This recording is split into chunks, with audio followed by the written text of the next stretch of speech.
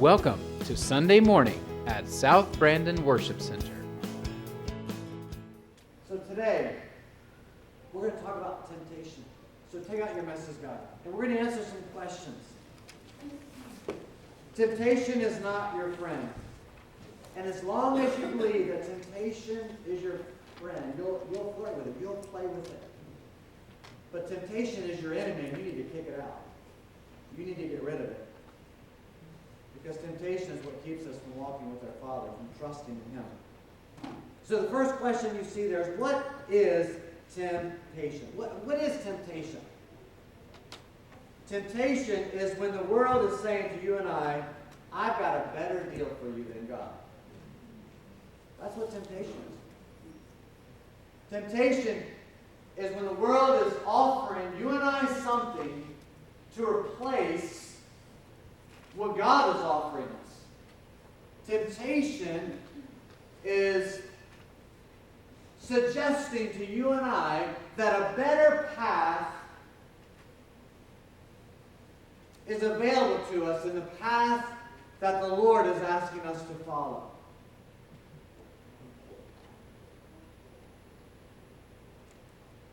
So you see the second question. What makes something tempting then? Temptation in its essence is a craving from inside of us. It's a desire. It's a desire for something that we don't have, but we desperately want. Now, there are different levels of temptation. Just like there are different levels of cravings. So something that you have a strong desire for is going to increase that temptation. Something that you have a weak desire for or a weak craving for won't have as much effect on you concerning that temptation. Because, see, we're not all tempted in the same way. We're not all tempted by the same things. And so we're going to look at the original temptation in the Garden of Eden with Adam and Eve. And the three modes or the three manifestations of temptation, the three forms, and it hasn't changed at all. And typically, one of those forms or manifestations of temptation will be what creates the strongest desire or craving that you have to resist the most. One of the three. The other two will have some pull on you, but not as much as that one. So what I want to do today in the message is I want to help you to identify the temptation that most appeals to you, that causes you to stop walking with the Father. Because lead us not into temptation is a prayer. Father, make me aware of temptation and its traps and its schemes so that I won't follow it. So you need to be aware of your own self and what you are most led away or led astray from walking with the Father. Now, in the Garden of Eden, the temptation that we see is the tree of the knowledge of good and evil. Now, there have been many who have talked about what that means, whether it's symbolic or whether it's a real tree. I've been asked, what fruit was upon that tree? Well, if you grew up in medieval Europe, right, and you were poor, and you had the opportunity to have an apple. Wow. Only the rich had apples. Now today, we're spoiled. We can just go to Publix and get an apple anytime we want. So the apple became the representation of the fruit that was on the tree of the knowledge of good and evil, because it was in the medieval times, it was in Europe, and it was apple is something that they would have known about some of the things that we have today. They lived a very basic life. So an apple was very tempting. So for them, it was the apple. It was the picture of the apple. But maybe in Costa Rica, banana. Or here in Florida, maybe it was an orange tree. Maybe it was an orange. Or in Mexico, guacamole fans. Right? But I have studied Hebrew. I really have. And I used to be able to read Hebrew very well. It was about 75 years ago, though, when I studied it, so memories do fade. But I studied Hebrew, and I could read the actual word of what was on that tree, the fruit that was on that tree. What was so appealing to Eve and to Adam that they would give up that walking in the garden with their father? What in the world would they give up walking with their father for? Right here. That was what was on the tree. I know it. It was a brownie tree. Hebrew word. Brahman. Oh, yeah. But I know it was a brownie tree. They chose to eat the fruit of brownies rather than, because, for me, I'm not going to do it for an apple. Or an orange. I like eating a banana after I run. But, those things really don't. They do to my wife, Robin. She craves, listen to this, she craves vegetables. Who in the world craves vegetables? I said, Robin, what is wrong with you?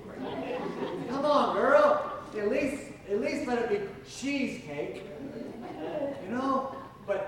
But vegetables? So that's what I believe. I believe it is a brownie tree. So what makes something tempting is this desire, this craving from one of three sources. And we see them outlined in 1 John chapter 2, verse 15 through 17. Where the Apostle John is talking about temptation. And he said, do not love the world or anything in the world. For everything in the world, and now he's getting ready to list the three forms or manifestations of temptation. And one of these three is what you struggle with most. The first being the cravings of sinful man, or the King James Version calls it the lust of the flesh, or the cravings of the flesh. The second being the lust of his eyes, the visual temptation. And third being the boasting of what he has and does. This comes not from the Father, but from the world. This is pride. So we see all three of these temptations, these manifestations, these forms of temptation are rooted from the world. So let's look at the first, physical temptation. Or as the King James says, the lust of the flesh. First of all, we have to understand that lust is not just about sex. That lust in itself is a passionate hunger for something that you don't have, but you really, really want it. So some may lust for money, some may lust for cars, or some may lust for Cold Stone Creamery ice cream. Gotta have it, or that was mine. So you ever go to that store? Some people are like, they gotta have it, right?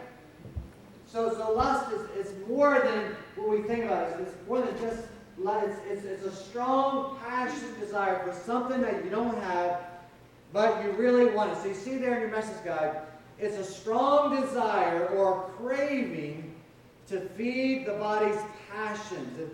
And it comes through the five senses. It's a sensual pleasure. So this first temptation is sensual. It comes through the five senses. Tasting or touching, seeing or smelling or hearing. So we see in Genesis 3:6, in the very first temptation offered, right? Because temptation is an offering. It's the enemy or the world trying to make a deal with us. So when Eve saw that the fruit of the tree was good for food, she wanted to taste it. Even with the first temptation of Christ, after Christ was fasting in the wilderness for 40 days, the first temptation was physical. The enemy said to Jesus, "You're hungry. Man, you're hungry. You've been for 40 days. And you're the Son of God. You can speak to those stones and turn them into bread. And then eat all that you want." The first temptation, it was physical.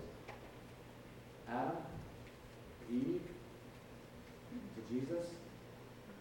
And typically that's where the enemy will begin with you and I, is with the physical. So when are we most vulnerable to physical temptation? Listen to this. You're going to be surprised at this answer. When we're bored. When we're just bored. Or when we feel empty. When we don't feel like we have a purpose. We don't feel like we have significance. Or when we're lonely. Rejection will drive you to physical temptation. It's really sometimes just the mundane things of life that the enemy will then put out there another offering. Often, we turn to physical temptation because of unresolved pain, emotional pain, trauma. And we've all heard of the saying, comfort food. We're comforting that pain. So we're most vulnerable to physical temptation when the physical or the emotional is very strong in our life. And the spiritual seems distant. It's those times that we need to become aware of the presence of the Lord. That's why I challenge you to just begin to speak the Lord's Prayer during those times. The second temptation, visual temptation. Visual temptation is not the lust of the flesh, but it's the lust of the eyes.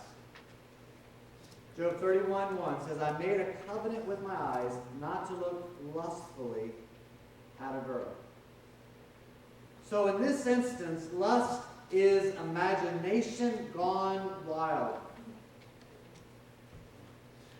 And pornography produces lust. The world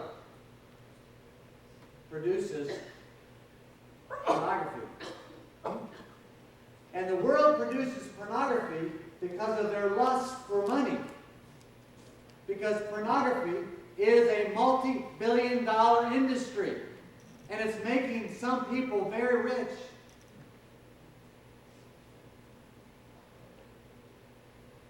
I have had some say to me, "Well, what's wrong with it? It's a victimless.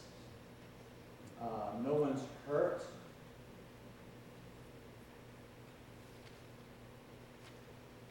Are you sure there's no victims? Are you sure no one's hurt?" Because what pornography does is it rewires our mind, our emotions, and our thinking about how we see women and about how we see sex. Because see, the enemy, anything that God created, the enemy doesn't like. He wants to pervert it. He wants to distort it. He wants to offer you something else. So, the world is what's offering us these three forms of temptation. But there's a mastermind behind the world. There's one who is using the world because, Jesus referred to the enemy as the god of this world, as the prince of the power of this world. He's the guiding force. So I want us to look at temptation through the eyes of the enemy.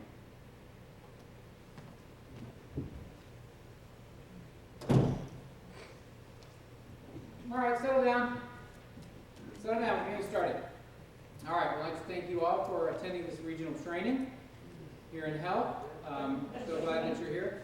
Listen, thanks so much for coming. I know many of you are very busy, but I'm thankful that you're here.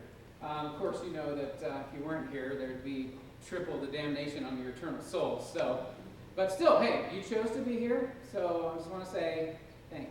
Thanks for being here. Spirit of distraction, could you please sit down? Please focus for once. Distraction! Sit. All right, so, spirit of anxiety, calm down. Calm, stop crying. Listen. Anxiety, chill. It's like dealing with 40-year-olds. All right, so, let's go ahead and get started. A little history on temptation. For those of you who don't know, started out with the first case, the first, well, let me say, you know this training, who this is for, right? This is so we can tempt and torture and otherwise ruin the lives of the most annoying and miserable creatures ever created, and that would be the humans.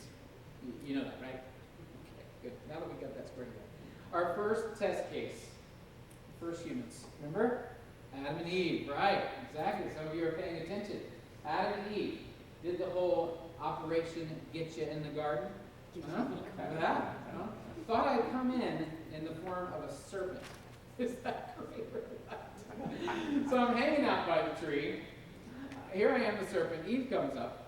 And first of all, I get her to look at the fruit in a different way. She just kind of like looking at it. Oh, fruit, that's great. That's wonderful. And I'm like, Eve, really look at it. I mean, doesn't it look good? I mean, don't you want that? I mean, I actually like create a little bit more desire. I just kind of push that up a little bit. Just look at that thing, isn't it great? Don't you want it? And then I got a little bit of doubt for God, just kind of put a tinge of doubt in there, just a tinge of doubt.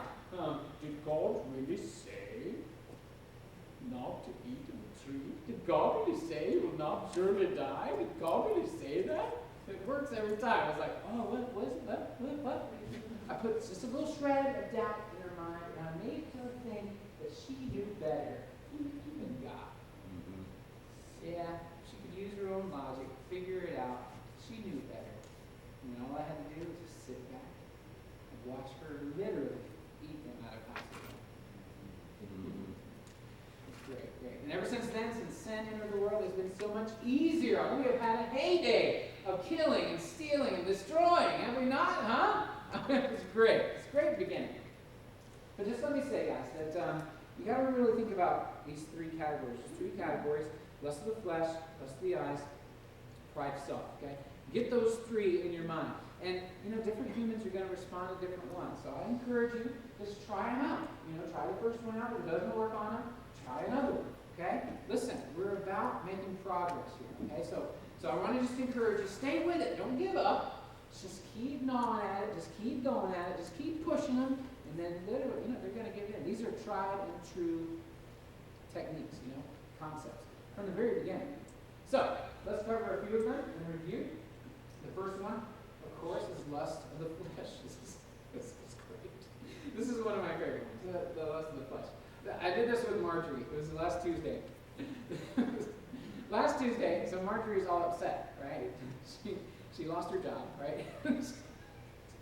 So she lost her job, and I'm like, perfect timing, So I come in and I'm like, Marjorie, listen, who are you going to trust in this situation? What are you going to turn to for comfort that you always turn to?